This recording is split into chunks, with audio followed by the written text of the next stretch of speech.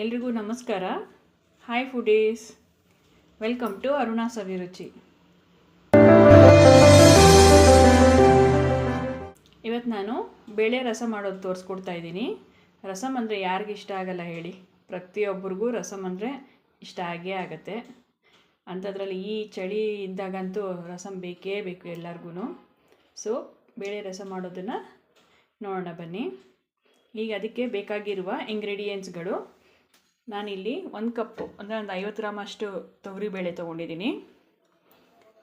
ಹಾಗೆ ಇದು ಒಗ್ಗರಣೆಗೆ ಕರ್ಬೇವಿನ ಸೊಪ್ಪು ಮತ್ತು 1-2 ಬ್ಯಾಡಿಗೆ ಮೆಣಸು ತೊಗೊಂಡಿದ್ದೀನಿ. ಹಾಗೆ ಕ್ರಷ್ ಮಾಡಿಟ್ಕೊಂಡಿರೋ ಬೆಳ್ಳುಳ್ಳಿ, ಒಂದು 4ರಿಂದ 5 ಹಸಿಮೆಣಸು, ಹಾಗೆ ಒಂದು ದೊಡ್ಡದು ಟೊಮೆಟೊ ತೊಗೊಂಡಿದ್ದೀನಿ. ಇಲ್ಲಿ 1 ಟೇಬಲ್ ಸ್ಪೂನಷ್ಟು ಕಾಳು ಮೆಣಸಿದೆ, 1.5 ಟೇಬಲ್ ಸ್ಪೂನಷ್ಟು ಜೀರಿಗೆ ಇದೆ. ಹಾಗೆ ಸ್ವಲ್ಪ ಕೊತ್ತಂಬರಿ ಸೊಪ್ಪು, 1 ನಿಂಬೆಹಣ್ಣಿನ ಸೈಜ್ ಹುಳಿನ ನೆನೆಸಿಟ್ಕೊಂಡಿದ್ದೀನಿ. ಈಗ ಇಲ್ಲಿ ನಾನು ಬೇಳೆನ ವಾಶ್ ಮಾಡಿ ಇಟ್ಕೊಂಡಿದ್ದೀನಿ. ಇದಕ್ಕೆ ಸ್ವಲ್ಪ ಅರಿಶಿನ ಸೇರಿಸ್ತಾ ಇದ್ದೀನಿ. ಹಾಗೆ ಒಂದು ಸ್ವಲ್ಪ ಎಣ್ಣೆ.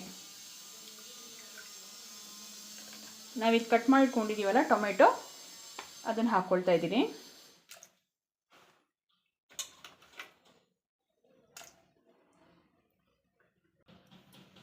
ನೋಡಿ, ಇದಕ್ಕೇ ಹಸಿಮೆಣಸನ್ನು ಸೇರಿಸ್ತಾ ಇದ್ದೀನಿ.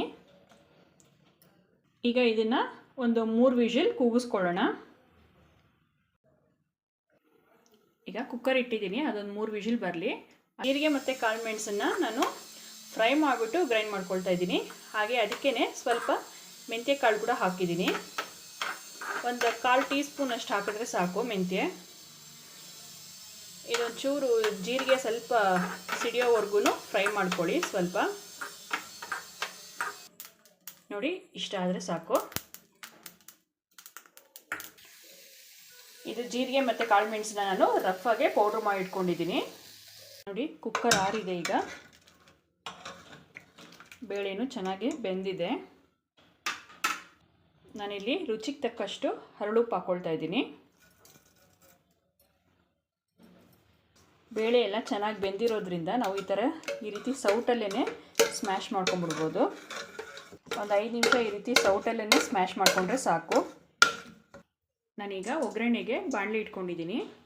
ಅದರಲ್ಲೇ 1-2 ಟೇಬಲ್ ಸ್ಪೂನಷ್ಟು ಎಣ್ಣೆ ಹಾಕಿದ್ದೀನಿ. ಸ್ವಲ್ಪ ಸಾಸಿವೆ ಸೇರಿಸ್ತಾ ಇದ್ದೀನಿ. ಸಾಸಿವೆ ಸಿಡಿತಾ ಇದ್ದಾಗೇ ಕ್ರಷ್ ಮಾಡಿಕೊಂಡಿರೋ ಬೆಳ್ಳುಳ್ಳಿ ಹಾಕ್ತಾಯಿದ್ದೀನಿ.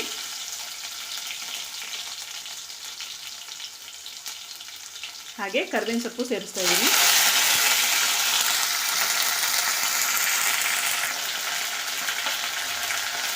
ಮೆಣಸು ಹಾಕ್ಕೊಳ್ತಾ ಇದ್ದೀನಿ.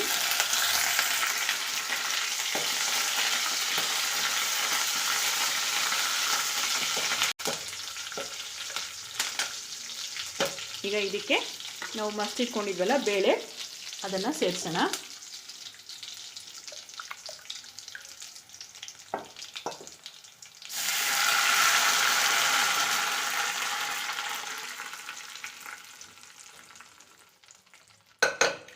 ಒಂದು ಸ್ವಲ್ಪ ಹಿಂಗೆ ಹಾಕ್ಕೊಳ್ತಾ ಇದ್ದೀನಿ.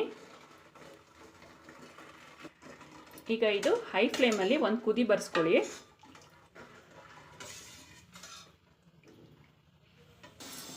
ಈ ಟೈಮಲ್ಲೇ ನಾವು ಇದಕ್ಕೆ ನೀರು ಎಷ್ಟು ಬೇಕೋ ಅಷ್ಟು ಆ್ಯಡ್ ಮಾಡ್ಕೋಬೋದು.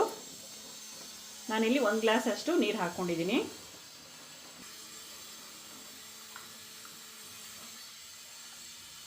ಈಗ ಇದು ಕುದಿ ಬರ್ತಾ ಇದೆ. ಇದಕ್ಕೆ ಈಗ ನಾನು ಹುಳಿ ನೀರನ್ನ ಸೇರಿಸ್ತಾ ಇದ್ದೀನಿ.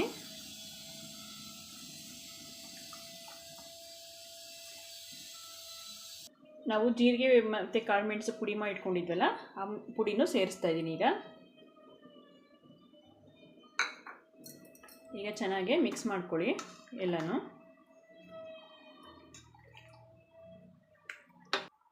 ರಸಂ ಯಾವಾಗಲೂ ಸ್ವಲ್ಪ ತೆಳು ಇದ್ರೇ ಚೆನ್ನಾಗಿರುತ್ತೆ. ಈಗ ಇದು ಚೆನ್ನಾಗಿ ಮೀಡಿಯಮ್ ಫ್ಲೇಮಲ್ಲಿ ಒಂದು 5ರಿಂದ 10 ನಿಮಿಷ ಚೆನ್ನಾಗಿ ಕುದಿಸ್ಕೊಳ್ಳಿ. ನೋಡಿ, ಈಗ ಇದು ಆಗಿದೆ. ಈಗ ಲಾಸ್ಟಿಗೆ ನಾನು ಕೊತ್ತಂಬರಿ ಸೊಪ್ಪು ಹಾಕ್ಕೊಳ್ತಾ ಇದ್ದೀನಿ.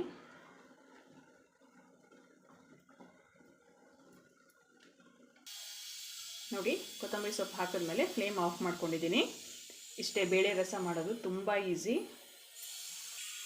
ಬಿಸಿ ಬಿಸಿ ಅನ್ನದ ಜೊತೆ ತುಪ್ಪ ಹಾಕ್ಕೊಂಡು ಸೈಡಲ್ಲಿ ಹಪ್ಪಳನೋ ಪಲ್ಯನೋ ಇಟ್ಕೊಂಡು ತಿಂತಾಯಿದ್ರೆ ಅಷ್ಟು ಚೆನ್ನಾಗಿರುತ್ತೆ.